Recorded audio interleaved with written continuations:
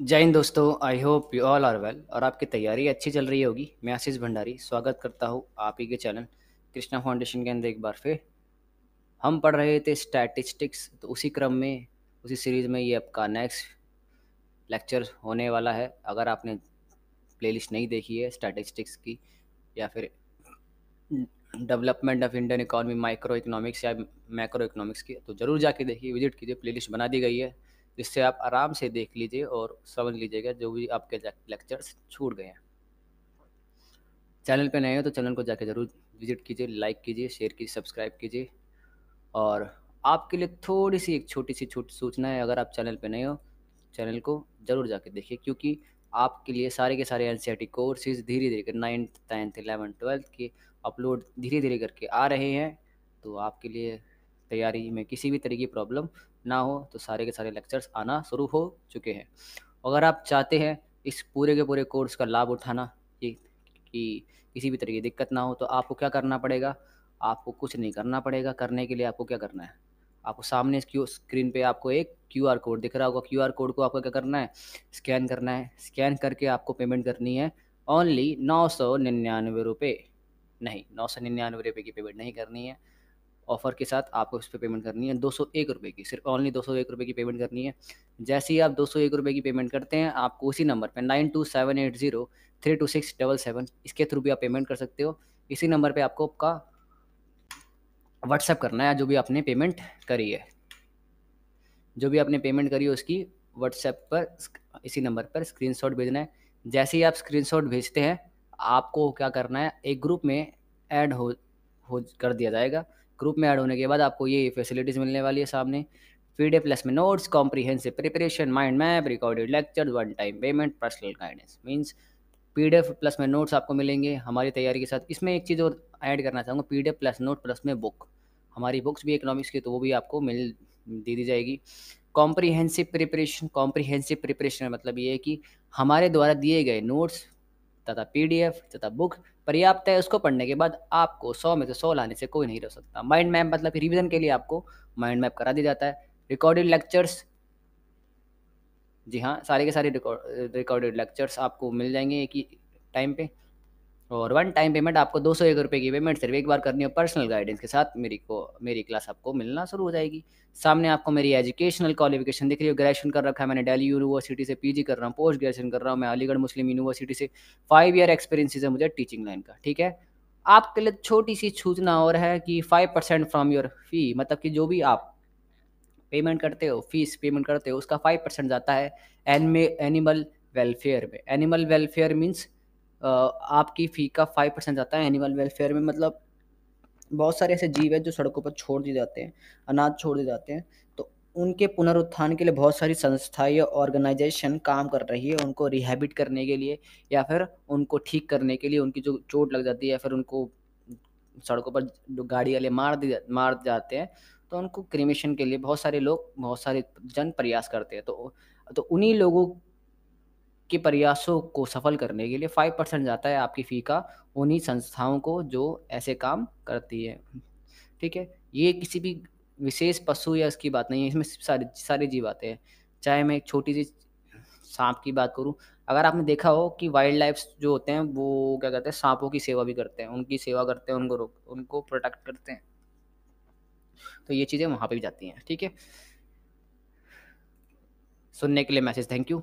चलो आगे बढ़ते हैं क्लासेस, और हमारे अन्य जीएस फाउंडेशन की क्लासेस स्टार्ट हो चुकी है। अगर आपने नहीं देखा तो ज़रूर जाके देखिए, विजिट कीजिए, इससे आपको आसानी होगी। ठीक है? तो स्टार्ट करते हैं अपनी 3 component distinct component of economy. हमने बहुत प्रोडक्शन पढ़ा था, कंजम्पशन समझा था, कंजम्पशन थ्योरी, प्रोडक्शन थ्योरी समझा था। अब समझते हैं डिस्ट्रीब्यूशन। अर्थव्यवस्थाओं के छात्रों के रूप में हम ये जानने में रुचि है कि आय उन लोगों के बीच कैसे वितरित की जाती है जिन्होंने उत्पादन के एजेंटों के रूप में काम किया है। उत्पादन के एजेंट कौन है? ये उत्पादक के ये उत्पादन के कारकों के मालिक है, अर्थात भूमि, श्रम, पूंजी और उद्यमिता। उत्पन्न आय का एक हिस्सा किराए के रूप में भूमि के मालिकों को दिया जाएगा, एक हिस्सा मजदूरी को जाएगा, एक हिस्सा ब्याज के रूप में पूंजी के, ठीक है, मालिकों को दिया जाएगा, और एक हिस्सा मुनाफे के रूप में उद्यमियों के पास जाएगा। आय का वितरण उत्पादन के कारकों के मालिकों के बीच सकल घरेलू उत्पाद के वितरण को संदर्भित करता है। और डिस्ट्रीब्यूशन को समझते ही ये क्या है, अब मैं आपको समझाता हूँ। इससे पहले कुछ देर पहले हमने एक चीज़ पढ़ी थी, अगर आपने नहीं पढ़ी है तो चलो उसको समझने का प्रयास करते हैं। मैं क्या किस चीज़ की बात करने वाला हूँ, ठीक है। अगर आपने रुक जाइए, 2 सेकंड रुकिए, ठीक है, 2 सेकंड रुकिए, तो 2 सेकंड मत रुकिए, हाँ 2 सेकंड रुकिए, अभी स्क्रीन पर आपको दिखाता हूँ मैं। आई थिंक यही था मेरे ख्याल से ना, 3 डिस्टिंक्ट कंपोनेंट्स ऑफ, 2 सेकंड रुकिए, मैं आपको स्लाइड ला देता हूँ। Presentations, screenshots, economics, geography, economics, economics, economics, economics, economics, economics कहाँ गया? 1 2 3 4,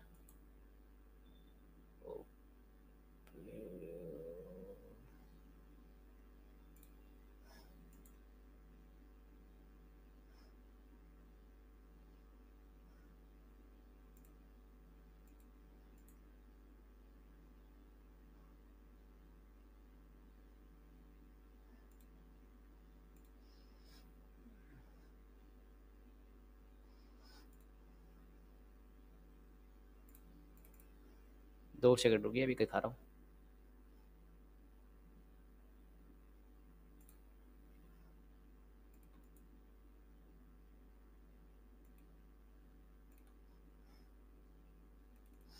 ठीक है, आ गया, आ गया और आ गया, ठीक है। यूं ही चला चल रहा ही, यूं ही चला चल रहा ही, कितनी हसीन है ये दुनिया। 2 सेकंड रुकिए।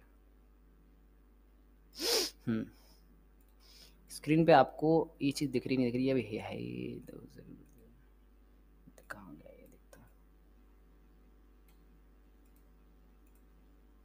ठीक, स्क्रीन पे आपको दिख रहा होगा लैंड, लेबर, कैपिटल और enterprises, rent, wages, enterprises and, ये चीज़ आपको पढ़ाई थी, आपको मैंने नहीं पढ़ाई थी तो एक बार और समझ लेते हैं। अगर आपको मैंने पढ़ाई थी, अगर आपने नहीं तो उस टाइम क्लास में, आपको पहले ही बोल रहा हूँ, अगर आपने पिछली वीडियोज़ नहीं देखी तो ज़रूर जाके देखिए, आपको वीडियो यही समझने आएगी, क्योंकि सारी की सारी वीडियोज़ है इंटर रिलेटेड है।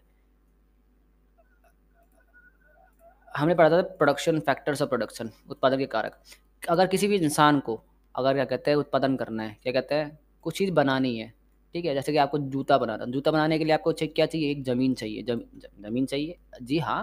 फैक्ट्री खोलने के लिए तो ज़मीन तो चाहिए, काम करने के लिए जगह तो चाहिए, कि ये नहीं सड़कों पे खोल के बैठ जाओगे, है ना, कोई कुचल के चला जाएगा, है ना। लेबर चाहिए, ठीक है, जूता बनाने के लिए अकेले तो आप कितना जूता बना लोगे।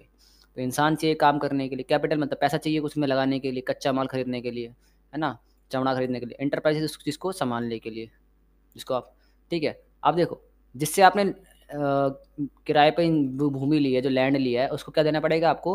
रेंट देना पड़ेगा, ठीक है। जो यहाँ पे काम करने वाला आ रहा है, क्या कहते हैं उसको, क्या ओ, जो काम करने वाला आ रहा है आपकी कंपनी में, उसको उसकी काम करने के बदले में वेजेस दोगे या वेतन दोगे, है ना, उसकी दिहाड़ी दोगे। और जिससे आपने पैसा लिया है उसको हर महीने क्या दोगे? ब्याज दोगे।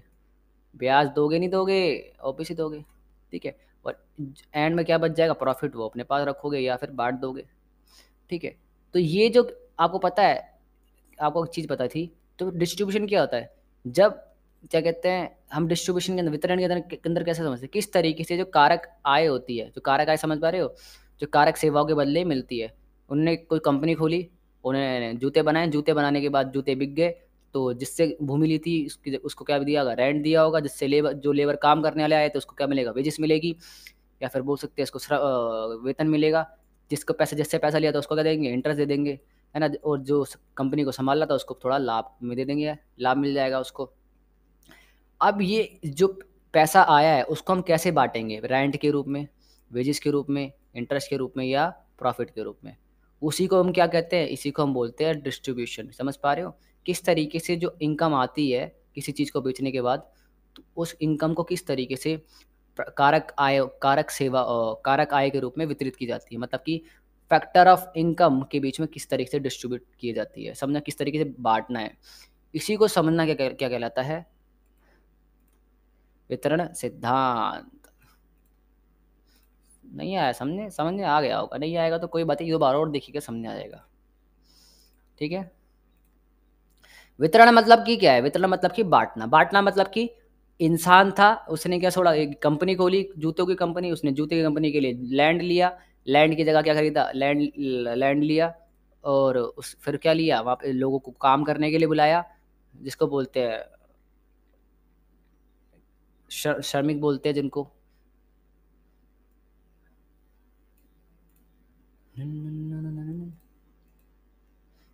श्रमिक आए काम करने के लिए, श्रमिक मतलब कि वहाँ पे लोग काम करने के लिए आए, ठीक है? लेबर जिसको बोलते हैं, ठीक है? लेबर फिर जिसने पैसा दिया, किसी ने पैसा भी दिया, कैपिटल दी होगी, और कोई लोग जिस कंपनी को संभालते हैं, ठीक है? तो जिसने भी लैंड दिया होगा, मतलब कि भूमि दी होगी, उसको क्या मिलेगा? रेंट मिल जाएगा। जब आपके पास चीज़ें बिक जाएंगी, आपके पास पैसा आ जाएगा, तो क्या देना पड़ेगा आपको? रेंट देना पड़ेगा। लेबर जब चली जाएगी तो उसको क्या देना पड़ेगा? उसकी सैलरी देनी पड़ेगी। जिससे पैसा लिया उसको क्या देना पड़ेगा? इंटरेस्ट देना पड़ेगा। और इंटरप्राइजेस को क्या देना पड़ेगा? आपको प्रॉफिट देना पड़ेगा। ठीक है? तो ये चीज़ समझना कि किस तरीके से जब पैसा आता है, जब चीज़ें बिक जाती हैं, जब उत्पादन हो जाता है, चीज़ें बन जाती हैं, जब उनको बेच दिया जाता है, तो किस तरीके से किन-किन को क्या चीज़ चली जाती है, इसी इसी को हम क्या कहते हैं? डिस्ट्रीब्यूशन। समझ में आ गया? लेबर को क्या जाता है? लैंड को क्या जाता है? रेंट। लेबर को क्या जाता है? वेजेस। कैपिटल को क्या जाता है? इंटरेस्ट। और एंटरप्राइजेस को जाएगा प्रॉफिट। तो ऐसा तो है नहीं, समझदार इंसान ये करेगा ना, मतलब जिससे किराया लिया, जिससे इनकम, जिससे भूमि ली थी काम करने के लिए, उसको रेंट ही तो देगा, ऐसा तो है नहीं उसको वेजेस देगा। अब दिहाड़ी है 300 रुपये, अब रेंट जा रहा है 3 लाख रुपये पर मंथ। अब 300 रुपये में काम तो नहीं चलेगा, उसका नहीं चलेगा ना, जिससे अपने भूमि ली थी। तो ये तो बिगड़ जाएगा। समझदार जिसको डिस्ट्रीब्यूशन में क्या समझते हैं, ये चीज़ समझते हैं, किसको क्या चीज़ें जाएंगी। समझ में आ गया? किसको कौन सी कारक आय जाएगी, है ना? कारक आय मतलब कि फैक्टर ऑफ इनकम। धुन धुन दाना नाना धुन। आगे बढ़ते हैं।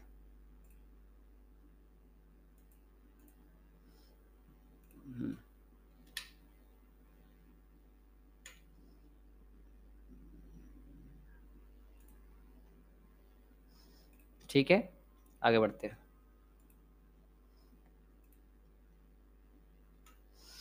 What are economic principle on this basis of income in distributed among owner of the factor and production? Such a study is called distribution theory.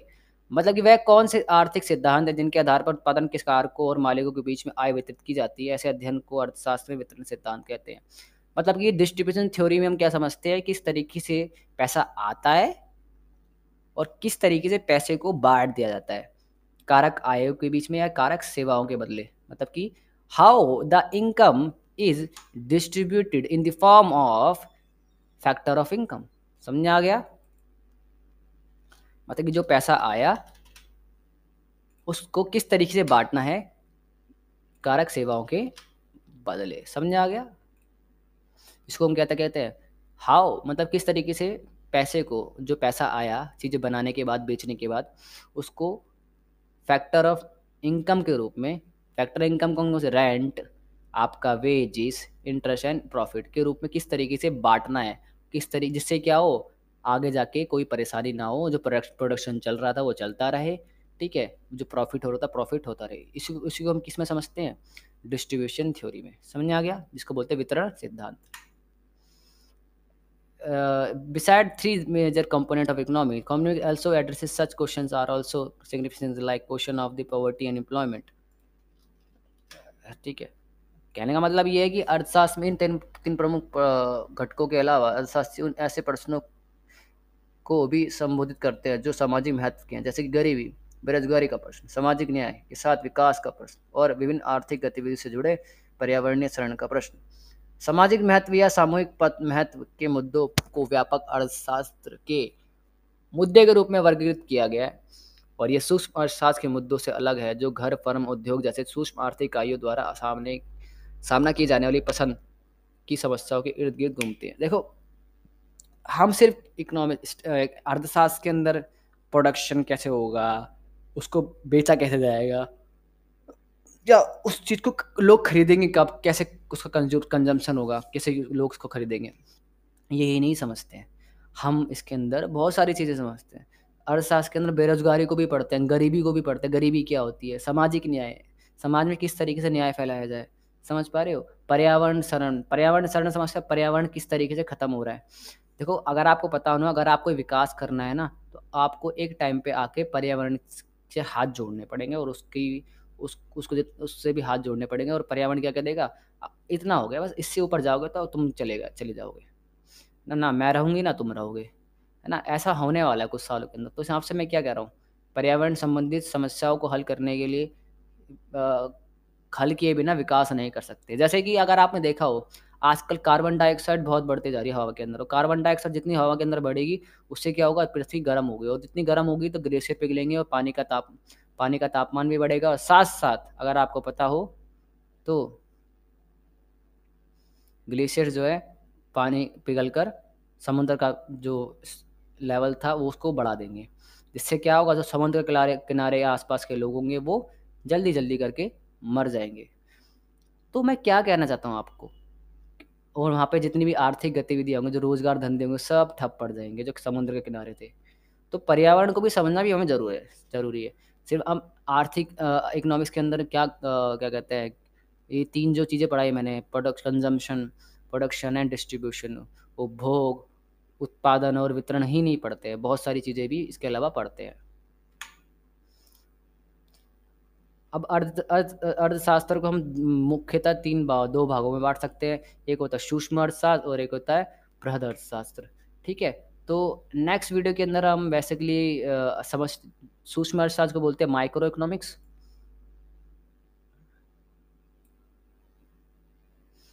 ठीक है? इसको एक बार खत्म कर देता हूँ, फिर इसको खत्म करते हैं। माइक्रो इकोनॉमिक्स, इसको बोलते हैं सूक्ष्म अर्थशास्त्र या व्यष्टि अर्थशास्त्र के नाम से भी जाना जाता है इसको। और दूसरा होता है आपका मैक्रो, मैक्रो मतलब कि समष्टि अर्थशास्त्र, इसको बोलते हैं बृहद अर्थशास्त्र। देखो, 2 चीज़ें समझो। सूक्ष्म अर्थशास्त्र का मतलब होता है, जब हम क्या कहते हैं, जब किसी एक इंसान के बारे में पढ़ते हैं, एक छोटे स्तर पर पढ़ाई करते हैं, ठीक है? उसको बोलते हैं सूक्ष्म अर्थशास्त्र। और बृहद अर्थशास्त्र मतलब कि जब हम जितनी भी आर्थिक समस्याएँ हैं, क्या करना है ना? आर्थिक समस्या मतलब कि वही प्रोडक्शन, कंज़म्पशन, उपभोग, ये सारी चीज़ें पढ़ते हैं बड़े स्तर पर। मतलब कि एक देश में ये चीज़ें कैसे होती है, एक देश कैसे उत्पादन करता है, एक देश कैसे, देश के लोग कब क्या फ़ैसला लेंगे कि उनको क्या चीज़ खरीदनी है, क्या नहीं चीज़ खरीदनी। तो ये बड़े लेवल पे, इसको बोलेंगे मैक्रो इकोनॉमिक्स लेवल पे। वैसे इनको आपको मैं नेक्स्ट चैप्टर में, नेक्स्ट स्लाइड्स के अंदर अंदर अंदर आराम से समझाऊँगा, ठीक है? माइक्रो मतलब कि आपको जब जब छोटी-छोटी चीज़ें पढ़ोगे। मैक्रो मतलब कि जब आप बड़ी-बड़ी चीज़ें पढ़ोगे, ठीक है? जब देखो देखो, जैसे कि हम मान लें, एक किताब के अंदर छोटे-छोटे कॉन्सेप्ट्स भी होते हैं, और और और उसी किताब के अंदर बड़े-बड़े कॉन्सेप्ट्स भी होते हैं। तो इसको समझ लीजिए। माइक्रो इकोनॉमिक्स में आप छोटे लेवल पे पढ़ोगे, ठीक है? एक इंसान के बारे में पढ़ोगे, एक इंसान कैसे खाता है, कब चीज़ें खरीदेगा, एक इंसान कब चीज़ें बनाएगा, कब उसको फ़ायदा होगा, एक इंसान कब चीज़ें बेचेगा, ठीक है? और मैक्रो इकोनॉमिक्स के अंदर, जिसको बोलते हैं समष्टि अर्थशास्त्र, उसमें पूरे देश की बात करोगी। कब एक देश के लोग कौन-सी चीज़ पसंद करेंगे और कौन-सी चीज़ नहीं खरीदेंगे। कब एक देश के लोग कौन-सी चीज़ें, या कब चीज़ों को बनाएँगे, कब नहीं बनाएँगे, ठीक है? ठीक है, समझ पा रहे हैं, समझ पा रहे हैं। जब बड़े स्तर पर हम चीज़ों को समझते हैं ना, उसको बोलते हैं मैक्रो इकोनॉमिक्स। तो बेसिकली हम चीज़ें इतनी थी, वैसे तो उसमें कुछ था तो है नहीं। अब नेक्स्ट क्लास में स्लाइड में हम पूरा का पूरा स्टैटिक्स स्टार्ट करने वाले, सांख्यिकी को पढ़ेंगे आराम से, ठीक है? स्टैटिस्टिक्स, बहुस जिसको बोलते हैं आप, बहुवचन के रूप में या फिर एकवचन के रूप में, आराम-आराम से पढ़ेंगे, कोई दिक्कत मुझे है ही नहीं, जिससे क्या हुआ, आपको भी दिक्कतें ना हो। जय हिंद, जय भारत।